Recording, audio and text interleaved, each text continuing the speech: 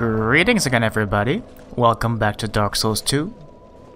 Last time we went through the last bit of Drangleic Castle, which led us to this place. Kind of odd. The Shrine of Amana, or the Shrine of Anime as some people call it. I don't really know why though. But yeah, it looks really interesting, and down there is that house which we shall go to momentarily, but first let's check out what's up here, because I reckon if we go down, there's not really much of a reason to go back up again. Yeah, that singing voice you're maybe wondering about, we might just discover the source of that as well. Who knows? I mean, we most definitely will. It's a thing that Demon Souls did as well. There was a lady singing in one of the areas, and you could actually go find her. Pretty sure we're gonna find that one too. Now let's go down. You've seen that there's a lot of water down there, and for a lot of time we will probably be ankle deep in water. Or rather knee deep, it seems. Which of course gives a good hiding spot to enemies. Not this one though, this one's fairly obvious. This one is a Drake Keeper or Archdrake Mage. Yeah, Drake Keeper, something else entirely, forget that. Those are Archdrake Mages. They happen to wear the starting gear of the Cleric. We once wore those very same robes when we started out. And that weird guy that popped out of the water, yeah, that's what I mean when I say that sometimes enemies like to just hide in here. And we'll be seeing plenty more of those, trust me. And this is that item that we knocked down when we were up above. You know, the corpse that was hanging from the branches. If we had knocked that down, we obviously would not be able to pick it up here. And we're not able to actually reach it if we're upstairs. Now, you may have noticed that there was some kind of yellow glowy stuff coming from that. Those yellow glowy things are kind of, I don't know, glow bugs or something like that. And they won't actually attack us unless we get really close, as long as those guys hover above them.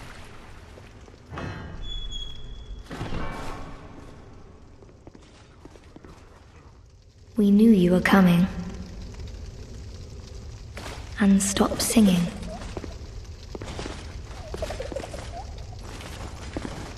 We are Milfanito. We are here to sing to those bound by death and dark. We will sing here forever, as we always have from long, long ago. We know nothing of the world outside. And why should we? For we will never leave.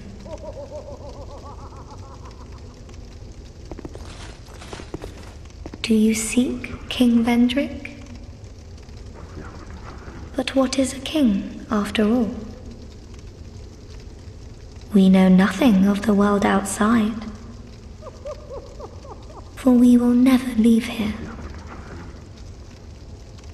When we sing, the little ones dance. The little ones grant comfort to those who bear death and dark. This is what we were taught. Is there anything wrong? Perhaps this will help. This is all that we can do. When we sing, So, the little ones that she was talking about, those are those yellow glowy things. And as long as I said already, as she sings, they will dance, as she puts it. Which makes it so those guys are relatively peaceful and won't attack us as long as the lady sings. However, now she seems to be silent.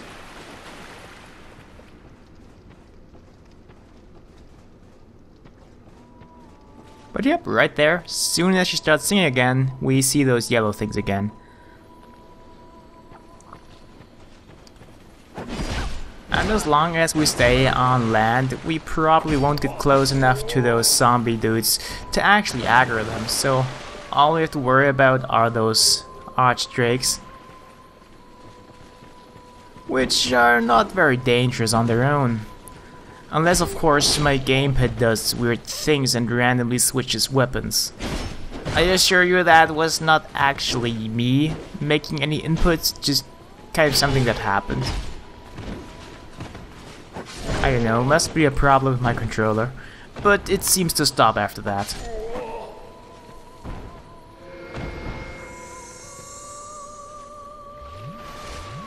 That's a number on us though.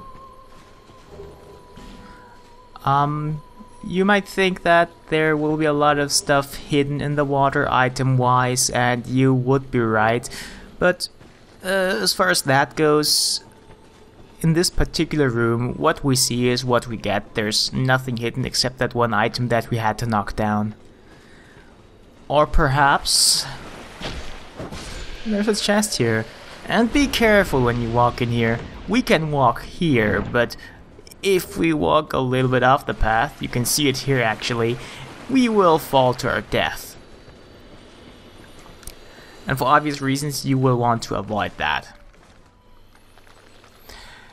If you have a hard time seeing where you can walk and where you can't walk, you can bring a torch. Makes things much easier. And in fact, for one bit, we're gonna bring a torch, because it's... I never actually went there, is the thing.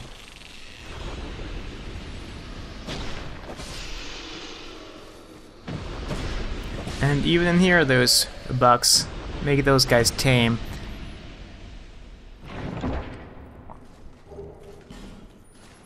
Oh yeah, we got Twinkling Titanite here. This area is good for farming Twinkling Titanite. The Archdrakes, they actually do drop Titanite. Twinkling Titanite to be precise. In addition to some other more or less desirable stuff. But the Twinkling Titanite definitely is the main attraction of fighting those guys. And those girls who shoot magic at us, yeah, they actually drop Twinkling Titanite as well. So if you wanna, you can farm Twinkling Titanite here by using your covetous gold serpent ring and your other item find gear, and you should be able to get it. This area is very much hated by a large part of the community. I personally actually like it. I like the look and the feel of the place. A lot of people have problems with are those ranged enemies. Because this area actually favors ranged builds, and there's one bit later on that's particularly difficult if you use a close range build of some sort. But we will actually see that once we get there. For now, it's relatively simple actually. Just approach them, roll through their magic, and then, in our case, stab them to death. Though you can use whatever weapon you want.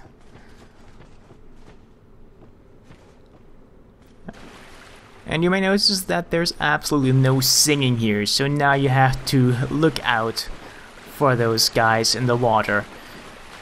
Because they're no longer gonna be nice to you. And by the way, if you bring a torch, they will aggro from an even larger range, which I think is also true when they are being tamed by the little ones.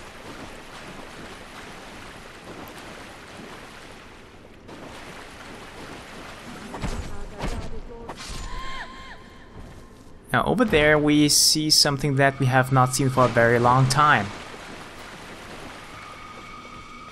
It is an ogre. We've actually caught a glimpse of him a little bit earlier, and we could have shot arrows at him and stuff like that. That's what I usually do, because I don't want to deal with him in this water. And I advise you to be careful. If you get close enough to attack that mage, the ogre will actually spot you. Or will it? Well, normally it will spot you right away. Instead, we're just gonna go on ahead and deal with him that way.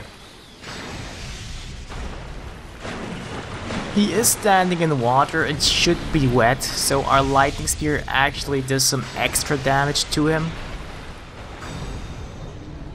But it doesn't seem to be that much. Pretty soon we'll just switch out our lightning spear for a great lightning spear, which is more powerful. We're also gonna use a lot more hexes. We started using, well, basically only scraps of life as a hex. But we're gonna branch out a little more. If you use a faith or magic build, you can branch out to hexes at any time. It's a nice thing of them. Pyromancy too. There's a little side path, by the way. It is very easily missed. You just have to follow those broken pillars, and it's a good idea to bring a torch with you, because the spots you can walk on sometimes are very narrow. Of course, this means that you shouldn't roll, because if you roll, the torch goes out.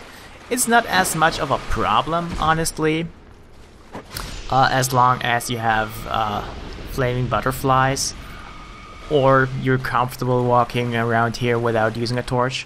But when I say there's narrow spots, so this is what I mean, just this particular spot here.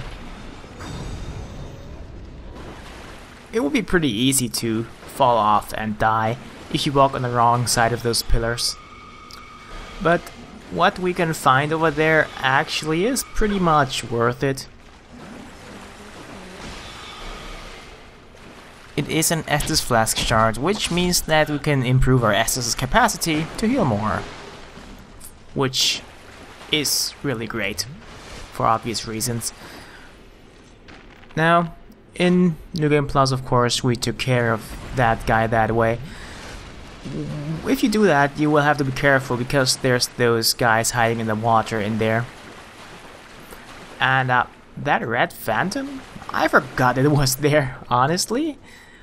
In fact, I mistakenly assumed that it was one of those mages, only a red phantom version, and I could fairly easily kill it from a range. Turns out I was completely wrong, and it's actually a, well, regular NPC phantom thingy. I should have used poison arrows there. Would have made the fight a lot easier. Anyway, I like surprises, so let's deal with this thing using what appears to be the butcher's knife, maybe? Could also be the last giant's great axe. Not 100% sure there, but it's a fairly slow weapon. And since we use a weapon that does lightning damage here, the Dragon Slayer axe, we should be able to do our job relatively easily. Now, what kind of sucks is that these phantoms tend to heal. They drink Estus occasionally. But killing them with stun locks is easy. However, if you get too brave and you won't be able to recover quickly enough, this will happen. Double KO. Ah well. Now this time around, let's just run past it over. You don't have to deal with him. That's the nice part. It's a fairly tough enemy, you need to hit him a couple times, but you can just run. And he won't bother you ever again. Unless of course you turn back and actively look for him. Now this is how I deal with that part of the area. Just briefly step out to aggro that guy and then have some fun with him in this relatively good arena. In this room, by the way, is an NPC phantom. It is supposed to help you out with this next bit, which is probably the toughest part of this area. And it is the one that, quite frankly, favors ranged builds the most. What you can see here, in fact, is that there's my bloodstain, which means that I died here before. Which sucks. On New Game Plus, this part is actually much more difficult. On regular New Game, you can just go through their normal way, approach them, get close, and just attack them in melee. But in New Game Plus, to make things less complicated, I really recommend sniping them. makes things much less tedious, even though it might look more tedious. Because if you get closer, you have to deal with many enemies, which will mean that you'll spend a lot of time fighting them.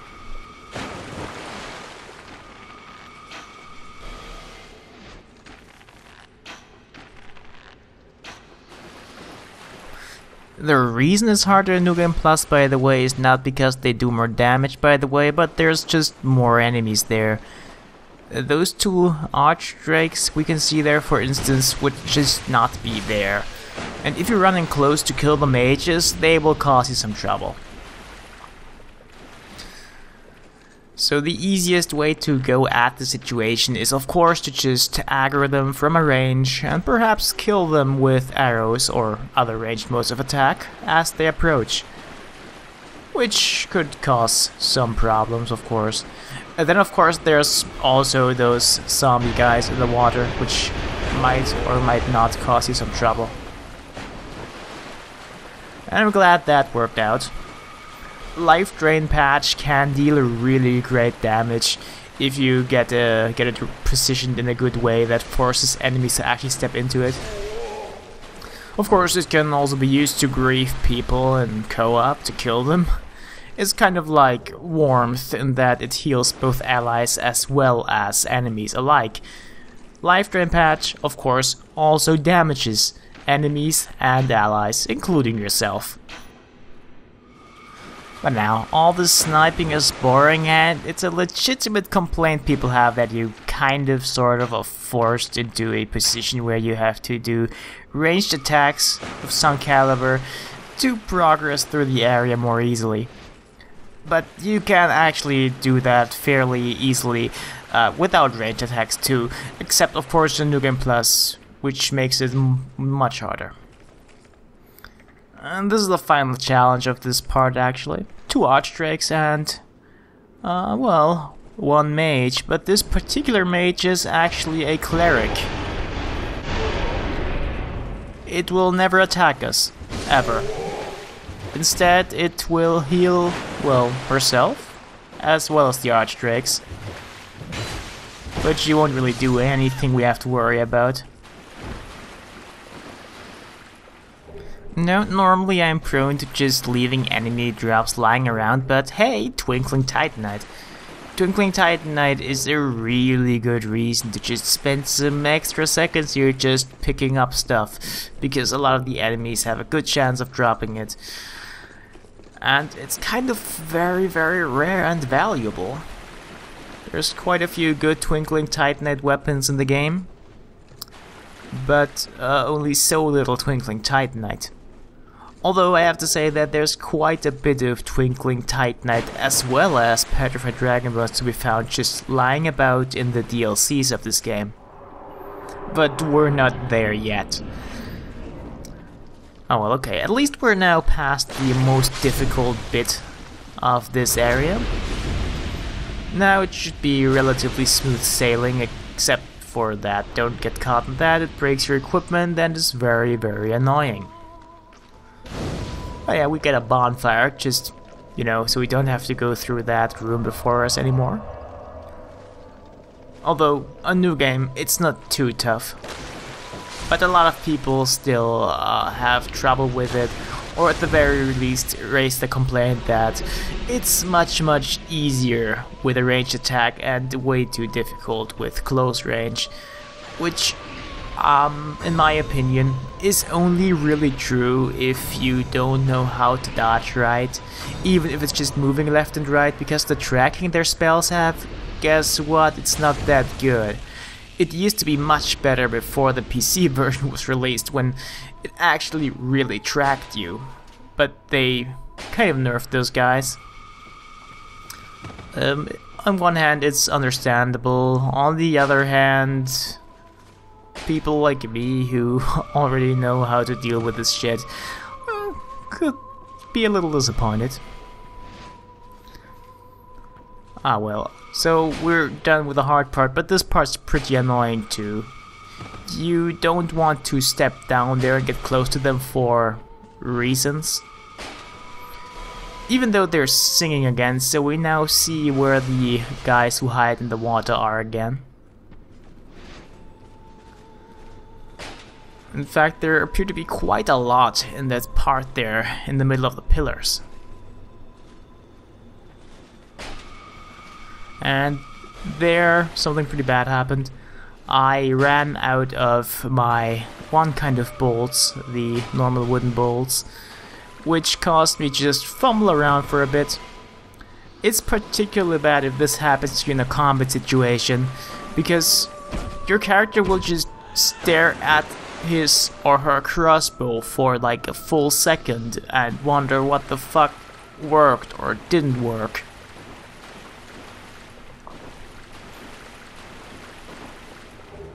And we could see that item from the previous room, and now we have it. We could also see those items in the middle there.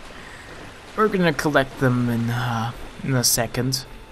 Well, that we will collect now, but here's the reason why I did not want to just run in the middle there to murder those mages. Because we will get invaded by, well, NPC Phantom. This one appears, of course, in New Game as well as New Game Plus, and this has never happened to me, actually. Normally he's aggroed immediately, but I guess I hid behind the pillar just in time. Peculiar Kindlelure uses a couple more powerful spells. The first one he used was Crystal Soul Spear. You don't really want to be hit by that, because I don't know how much damage it does exactly in his case, but if we wield it, it's one of the more powerful projectile spells. Though Dark Orb isn't too shabby either. Dark Orb's strength lies more in the fact that you have a lot of casts and you can spam it if you want. And yeah, I tend to just lure him in here because I don't want to fight him in the water where my movement is restricted. And where I may or may not actually aggro one of those water guys. And you see me attacking his shield. What I'm actually trying to do is guard break, but I can't pull it off somehow. It's not too difficult though, actually. You just push the analog stick forward and then do a light attack. You'll do kind of a bash with your hand or arm, which will break his guard, and you can do, well, kind of a special attack similar to a riposte. And I've actually been trying to pull that off quite a bit in this playthrough, but for some reason it just does not work every time I'm recording. I will show it off eventually though, I swear. Now you don't actually have to kill those, but it's a good idea to do so. If only because they might attack you first if you get too close.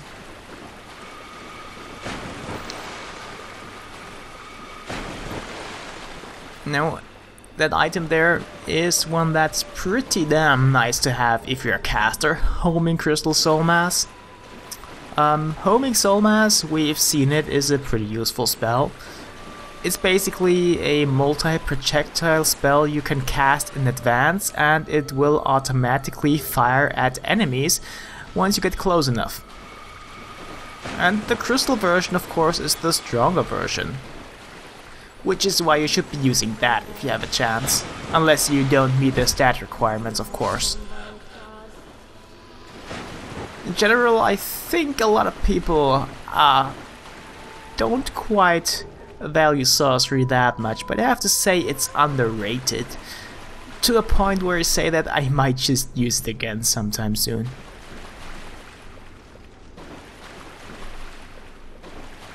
Just checking here, there's actually absolutely nothing. And the singing does not stop somehow. But yeah, if you try to interact with that woman who looks kind of, well, bad, she disappears. Which means that you rescued her in terms of the game.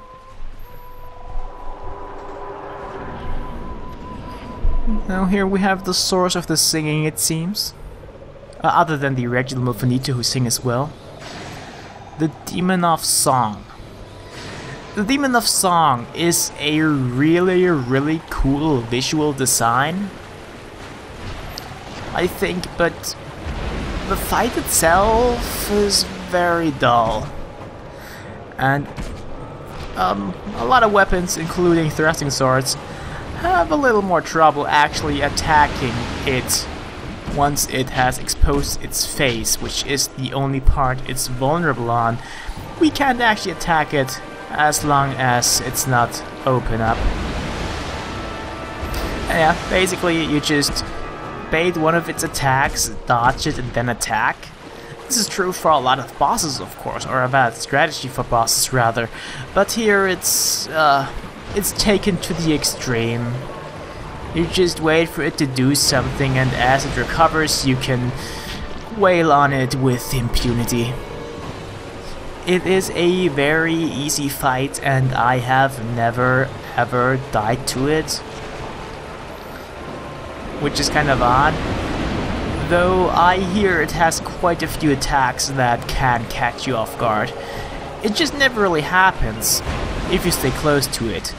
It has a dash, which can be very confusing because it usually does hit you. You have to run and dodge, kinda. It can also shoot magic, which we actually did see. I like to stay at a kind of medium or close range, just to make it trigger that attack, or just it using its arms to attack.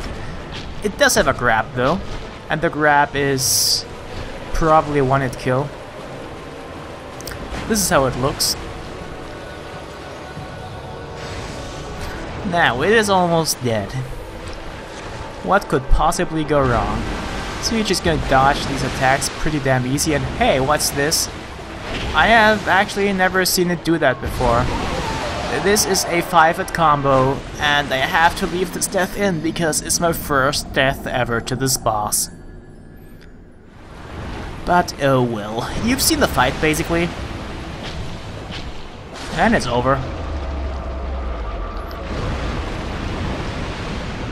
So, you can die to it. In fact, I've heard that quite a few people actually do have trouble with them. It just happens that my particular playstyle seems to really make him easy for me.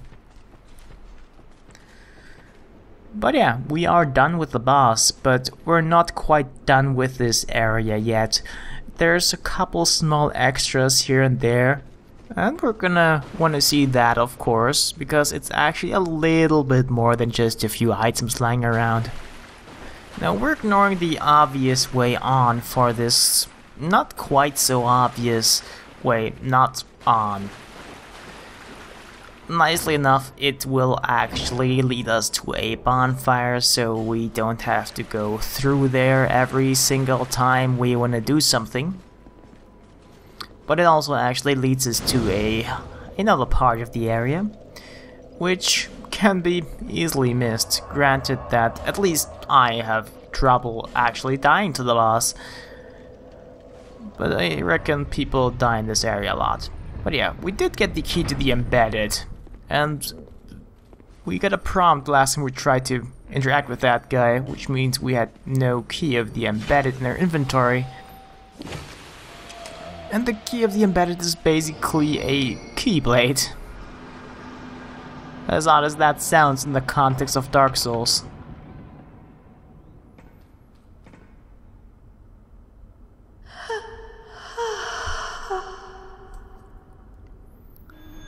And that would be the second Milfonito we saved, the other one being the one before the boss room. And the Ring of the Dead is pretty nice. I mean, just look at us, we don't look pretty. Now we do. It will always make us seem not hollow.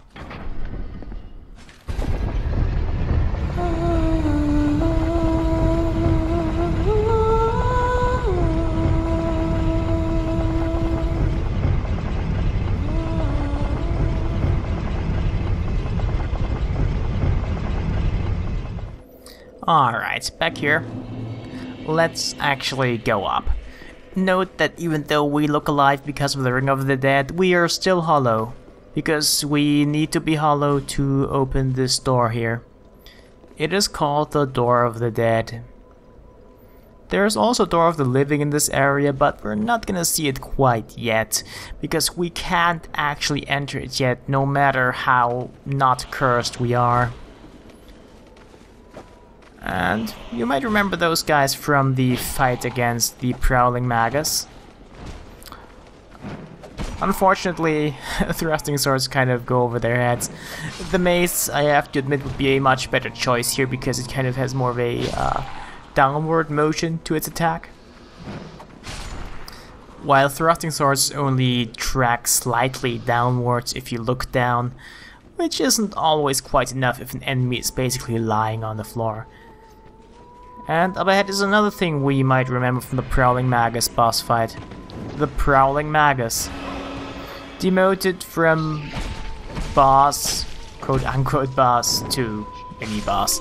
He doesn't respawn, though it's a good chance for him to drop his stuff.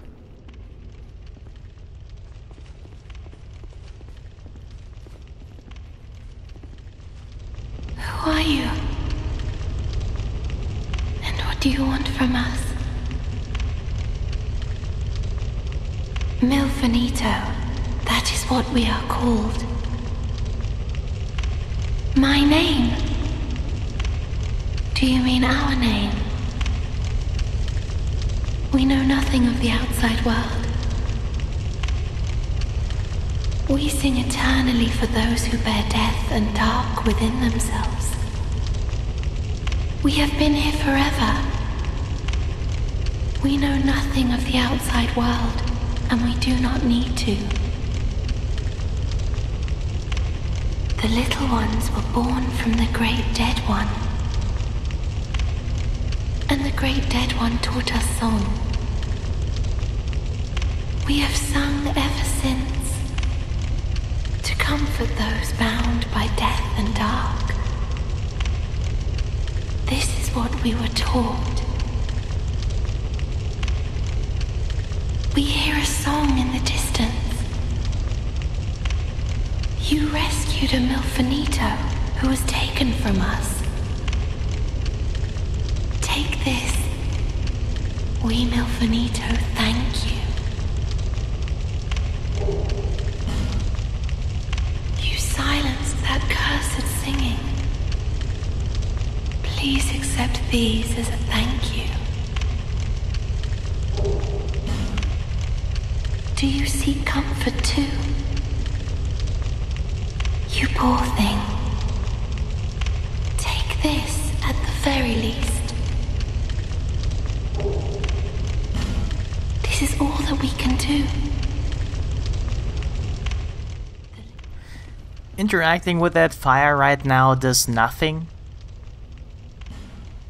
But if we are hollow and have no human effigies, this thing will unhollow us. So no matter how hard you fucked yourself over, there's still a chance for you to turn human again. I mean, you could always turn human by being summoned to another world and do co-op, I suppose, but if you have to play online, there's no other way you can unhollow yourself if you somehow manage to go through all the human effigies that you can find and buy in one playthrough. Oh well, so this is the last bit we're gonna see of this area today. It is a dead end, but it will lead us to two treasure chests. This one contains the Manslayer, which we have seen in No Man's Wharf as well as in the last episode actually. It's a pretty good katana as far as I'm concerned. The physical attack rating is the same as the Uchigatana, which is the basic katana basically. It does poison damage in addition to that. The other chest merely contains bonfire aesthetics though. Depending on how you play, they might be good for you. But anyway, that's enough of the Shrine of Amana. For now at least, we're gonna come back briefly. What we're gonna do now is to check out the weapon we can make from the boss soul. A whip born from the soul of the Demon of Song, covered with strange spots that betray its poisonous effects. The demon's sonorous voice, in stark contrast to its hideous form, is sure intended to lure people close so that it may devour them. And this is the spotted whip. It is a whip. The only other whip we've seen so far is the old whip. This one has exactly the same moveset all whips do, but this one actually does poison damage in addition to the physical damage,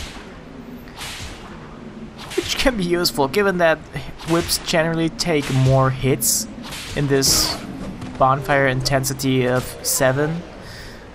Basically, yeah, good chance that we're actually gonna poison someone. And in general, whips are kind of weaker weapons as far as damage rating goes, so there's a good chance that you actually will poison someone with it, especially if you maybe upgrade it. This is completely unupgraded, by the way, just so you know. As usual in most of the cases, when a boss weapon is not unupgraded, and in fact upgraded, you will be able to see it because it actually does worthwhile damage against those enemies. But yeah, it's a whip, and whips are kind of more of a gimmicky weapon, but I think they're fun to use. It's about time I revisit them, to be honest. But yeah, that's it for today. I hope you enjoyed this episode. I also hope to see you again next time. See ya!